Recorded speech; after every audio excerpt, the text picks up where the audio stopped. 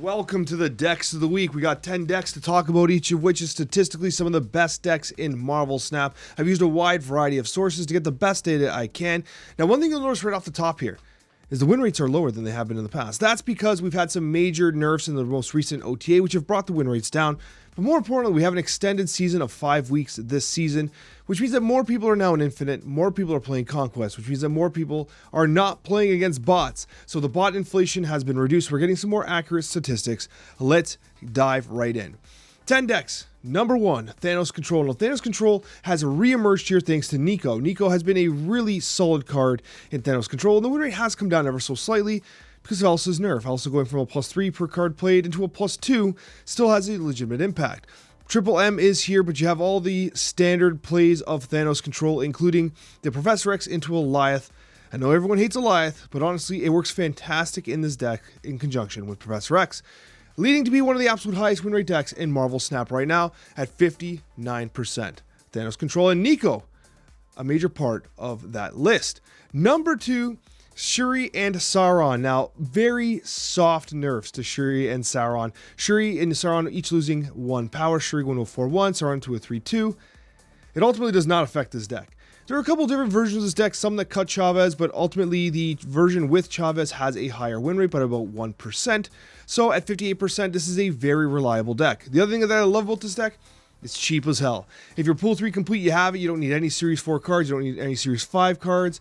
There's nothing fancy here. So it's a very reliable deck for those of you that are trying to get to Infinite from other ranks, right, as you approach the late stages of the season. Let's talk about deck number 3. This is one of the newcomers that has been rising, and it's Manhawk.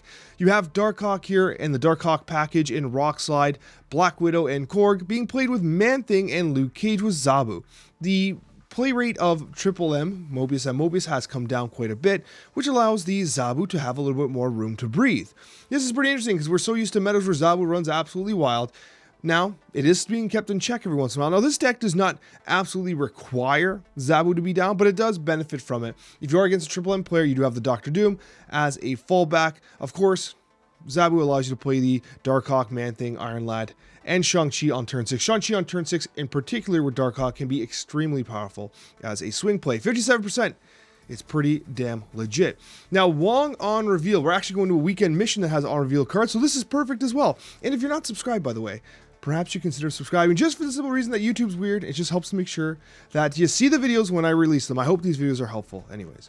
Regardless, Wong on reveal, 57% win rate.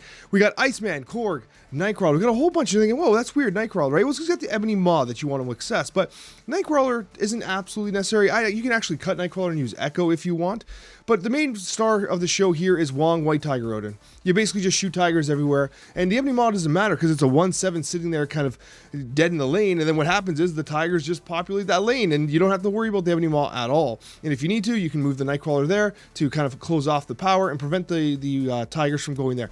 Nightcrawler is good for like kind of shaping the direction the tigers end up going, so that's kind of one of the uses for it. But ultimately, Wong on reveal, this is currently the highest win rate version of Wong on reveal, which honestly has a couple surprises, including the Angela and of course the Korg. Let's move on to the next deck here. Elsa Smooth. Elsa Smooth running a 56% win rate. I actually really like this deck a lot. The Silk into the Craven, and obviously Angela getting pumped up here. Angela did get nerfed, but in this deck still performs very well. You have a lot of moving pieces here that allow Angela to really ramp up. Nightcrawler, Vision, Silk, Spider-Man, Jeff, everything just moves. That's the name of the deck. And then, of course, you have the closer of Doctor Doom or Alioth as you see fit. Chavez used to push Craven up forward with Elsa Bloodstone, which has been nerfed but still an effective component of this list. This has been consistently and quietly one of the best decks in Marvel Snap. It's not getting as much play as it used to, but maybe it should be. Very strong deck at 56% win rate. Now, dropping off pretty significantly off the top spot here was Debuff Evolutionary. Debuff Evolutionary was running like a 61% win rate, and now more and more people are just running Luke Cage. Luke Cage has been very common over the last couple weeks, and the result is that Debuff Evolutionary has come down, but it still represents the highest win rate version of Evo at the current moment of time. Still a very good deck, still puts up power. I still like the Spider-Woman into basically a free Abomination into to Hulk on turn 6. You can actually take out Shocker for Nick Cage if you want. Luke Cage is absolutely fantastic for ensuring that you don't get impacted by the mirror match with High Evolutionary, as the debuff Evolutionary tends to be the most common shell currently being played in Marvel Snap. And then we move on to Nico Destroy. Now, Nico Destroy is pretty interesting. It's the classic Destroy shell. It's actually up a percent overall. It often hovers around the 54 percentile range. With Nico, it's up to 55. The card has clearly made the deck better. And it's for good reason. You know, destroying Deadpool, drawing 2 cards, just buffing itself and buffing Deadpool, then feeding the Venom. These are all good effects, and I think Nico has been a mainstay in here, especially if you replicate the Deadpool, then you play the Venom or the Carnage. Like, it's just been fantastic in this shell. Nico in Destroy, we said it before, we'll say it again. It works. There's so many good effects that just really, really amplify this list, and the win rate has risen because of it. So you love to see it. Then we have discards. We have APOC discard here at 54% win rate, and we're starting to drop down in win rate here. Now I'm trying to include a variety of different archetypes as well. Now discard is not in the best spot. I think a lot of people are trying to experiment with hell count and the changes that have been made. It's now a 4-8. It's a pretty big stat line when you consider that a 5-8 MODOK is, well, 5-8, not 4-8, right? So they are experimenting with Apocalypse discard, and the benefit of that is when you play the Hell Cow, you have a greater opportunity to basically hit that Apocalypse if it's in hand, because it discards 2 unique cards, not just like 2 random cards, right? So it won't discard the same card twice. It's 2 unique.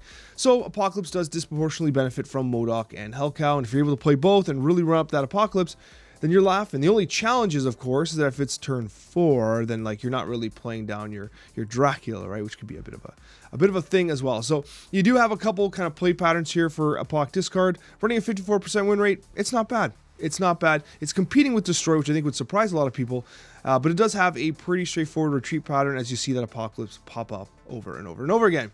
Nico Bounce, this is a new emerging card deck, in the meta, and Nico's been good in Bounce. It has a pretty solid win rate of 53%. It's a little on the lower end that I would suggest you piloting, and I wouldn't take it to Infinity Conquest personally. You could if you get used to the list and stuff like that. The Elsa Bloodstone nerf has impacted it. The Angela nerf has impacted it, so the win rate has come down pretty significantly.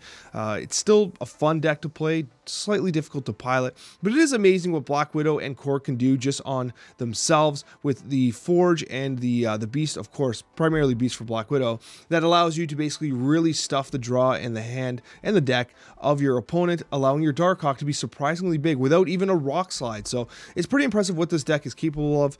But at 53% win rate, I think there's some better choices out there.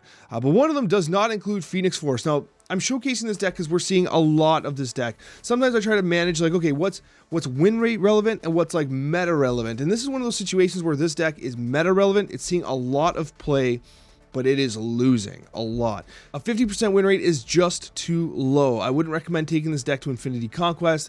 I mean, you could potentially win some conquests here and there, but it's going to be very unreliable, especially when you consider a nearly 10% increase in win rate, 7% increase in some of the other decks we're talking in this video. But Phoenix Force, people are experimenting with it. People are playing with it. They wanted to try the Nico in it. It ultimately has not been a great card in it. In fact, the Nico version of Phoenix Force actually has a current lower win rate. So an interesting thing here. We got an interesting situation here where Phoenix Force, although being played very often, is not all that solid. If you want to see more Marvel Snap content, we got a video for you right there. If this video helped, feel free to hit the like button. It means a lot to me and it really helps support my content. And we'll see you in that next Marvel Snap video.